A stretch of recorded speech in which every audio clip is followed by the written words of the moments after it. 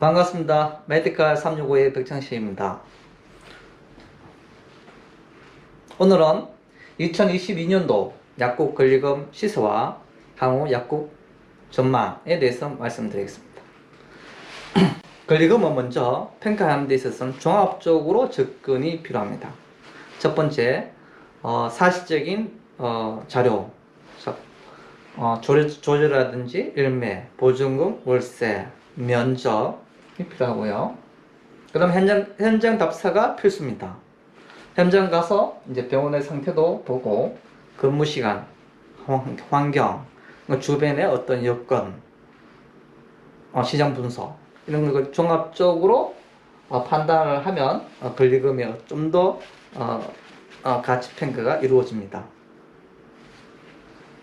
그래서 저는 양도인이 전화가 주시면 당일 또는 그 다음날 편한 시간에 저녁에 방문하는 것을 원칙으로 하고 있습니다. 하지만 실제로 보통 이제 약국자님은 시세만 좀 알려고 하는 분이 많이 계십니다.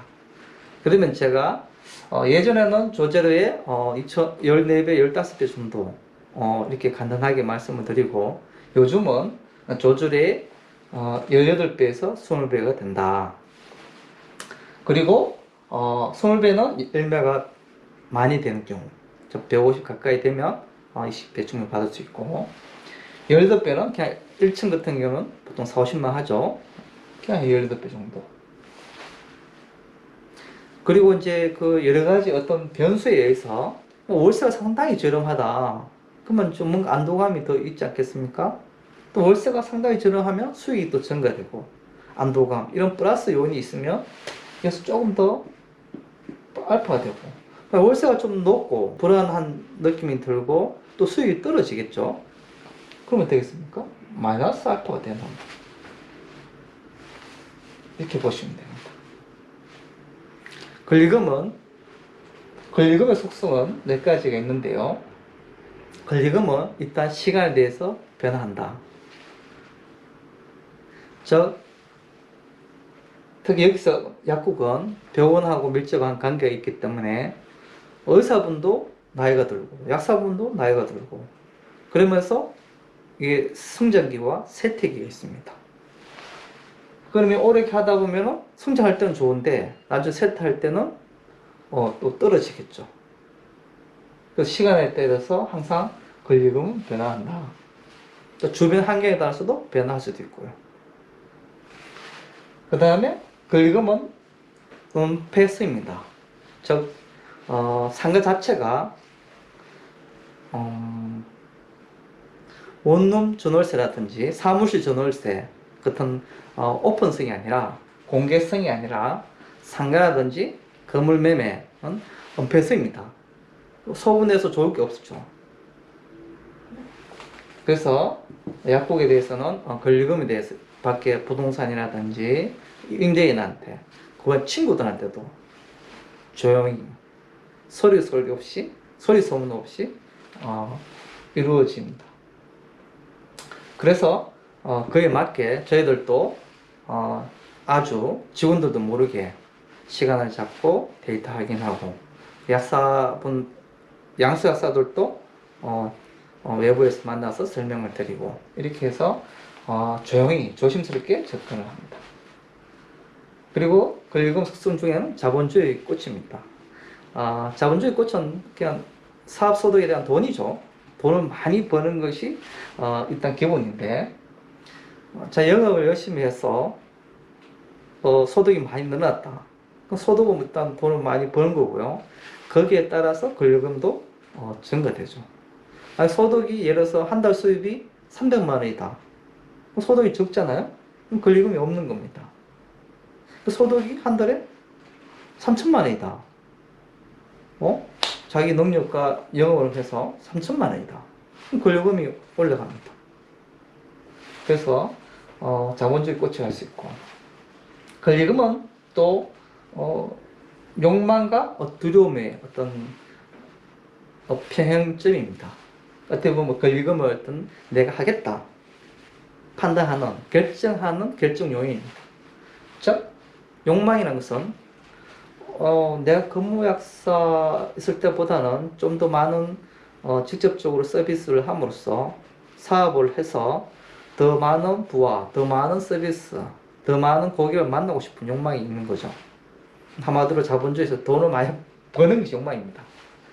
왜? 시간은 정해져 있기 때문이죠. 하지만 내가 그걸 권리금을 주고 선택을 했는데 어떤 변수에서 수입이 반토막 난다.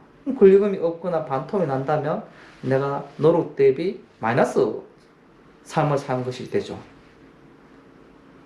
그러한 두려움, 어떤 변수가 생겨서 내가 제값을 못 받거나 내가 기대한 수익을 얻지 못할 수 있다는 어떤 두려움, 그것을 속성을 갖고 있습니다. 여러분 중에서 이 두려움을 극복을 하게 되면 쉽게 결정할 수 있습니다. 그 다음에 권리금 속성은 수익성과 비례합니다. 실은 권리금은 수익성 기반으로 하는 겁니다. 하지만 이제 조제로가 조제가 많으면 수익이 높아지고 조제가 낮으면 수익이 낮아진다. 그런 원리에 대해서 대부분 이제 조제로에 비례한다. 이 글씨를 수익성이 비례하지만 수익성의 근반으로 하지만 여기 보면 그냥 조제로에 비례한다라고 이렇게 할 수가 있습니다. 이제 권리금 시세에 대해 말씀드리고 싶은데요. 권리금 시세하기 전에 예외적인 약국들이 있습니다. 그래서 제가 권리금 시세라는 것은 일반적인 약국을 말씀드리는 거고, 예외적인 것은, 대표적인 것은 조제가 1000이 미만인 경우 소액 약국입니다. 이런 경우에는 혼자 일을 하죠. 보통 권리금을 책정할 때는 직원 비용만 해도 벌써 250이지 않습니까? 떼고 비용해서 조절에 몇 프로 이런 말인데, 이 소액 약국 1인 약국은 혼자 하기 때문에 수입이 높죠. 그럼 그거하고 비교의 기준이 틀리다는 것이죠. 그래서 소액 약국은 약간 떨어진다 이렇게 보시면 되고, 두 번째 종백의 문전 약국. 종백의 문전 약국은 이제 약값이 좀 높습니다. 투자한 금액도 전체적으로 높죠. 그래서 약값이 높기 때문에 거기에 대한 예외사항입니다. 세 번째 대표적인 것은 월세가 현재히 높다. 조절에 대비 현재히 높으면 버는 거에 거의 다 월세로 나가는 거죠. 수입이 떨어지는 거고, 그에 대한 불안감이 높아집니다. 보증금이 현저히 높다. 어떤 데 보면 보증금이 5억, 10억, 20억짜리가 있습니다. 거기에는 이제 권리금이 반영이 된 겁니다. 그래서 가끔씩 보면 보증금이 10억, 15억짜리 보면 권리금을 조절로 대입해 나올 수가 있어요. 그러면 그게 거래가 될까요? 거래가 안 됩니다. 왜? 보증금이 너무 높기 때문에 거기에 권리금이 되어 있습니다.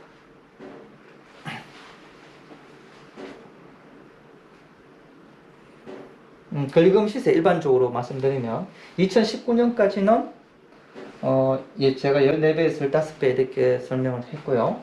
일반적으로 2020년대에는 18배에서 20배로 조절을 시도를 많이 했습니다. 하지만 번번이 양도인도 만족 못하고 양수인도 만족 못하여 실패를 했습니다.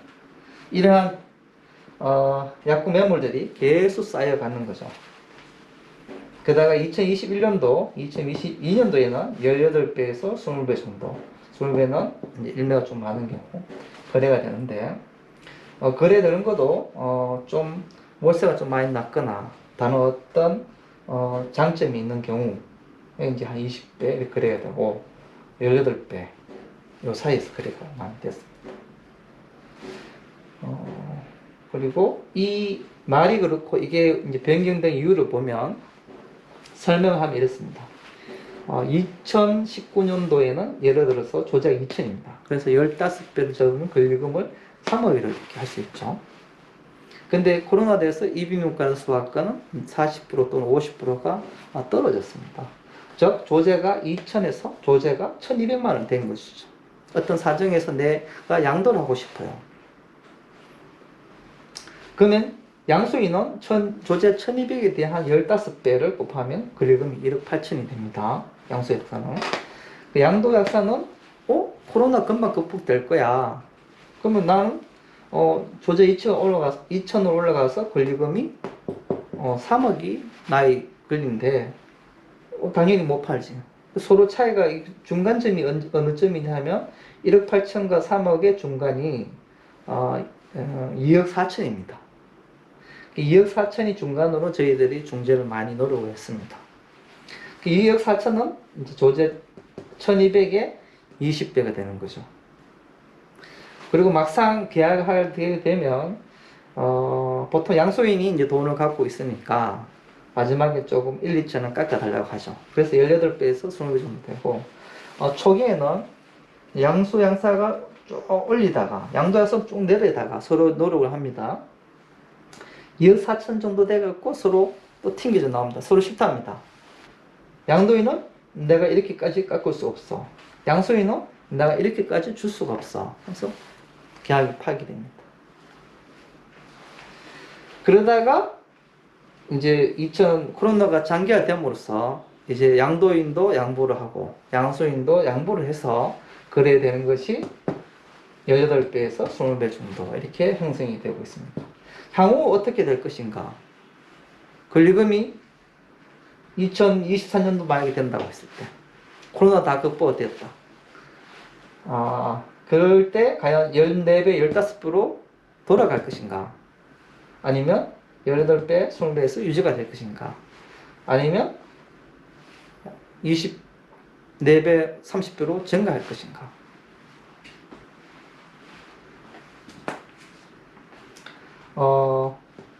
저는 이제 대부분 컨설팅들이 저도 그렇지만 어떤 주변 그 시세에 맞게 이야기를 해줘야 신뢰가 갑니다. 그래서 대부분 컨설팅들이 이제 18배, 20배, 뭐 다른 컨설팅들은 뭐 24배도 보는데 본인이 불러놓고 본인이 계약을 못해요. 양도인한테 희망 고문 뭐 시건 해놓고 양도인 답답하게 만들어 놓고 본인도 계약 못하고 그러면 저한테 전화가 오죠. 전화 오면은 여러 가지 종합적으로 판단해서 좀 내리셔야 됩니다. 그럼 거래가 됩니다. 그래서 이제 욕망이라는 것은 이제 커지면은 하겠다는 거 예스가 되는 거고 두려움이 커지면은 노가 돼요. 이래서 이제 아마 14배, 15배는 되지는 않을 겁니다. 컨설팅들이 전부 다 현재 시세 유지를 이야기를 해야만 되기 때문에. 그렇다고 말 받아준다고 24배, 30배 되겠느냐? 간단히 이제 조제료가 수익성 비례하니까 예를 들어서 뭐 30배다. 꼭 가정했을 때 2년 반을 한 번도 안 쓰고 저축을 해야 권리금 회수가 되는 겁니다. 그럼 내가 뭐 애도 키워야 되고 교육비도 나오고 기타 생활비, 생활비 뭐 나가면은 교육비 나가면은 거의 4, 5년을 벌어야 그 30배가 벌어지는 겁니다. 근데 문제는 시간에 대한 변화성이 생기죠. 뭐 병원이 갑자기 없어질 수도 있고 다른 요인에 약국에 하나 인근에 건물이 들어서서 또 뭐 매각이 팍 떨어질 수도 있고 변수는 많습니다.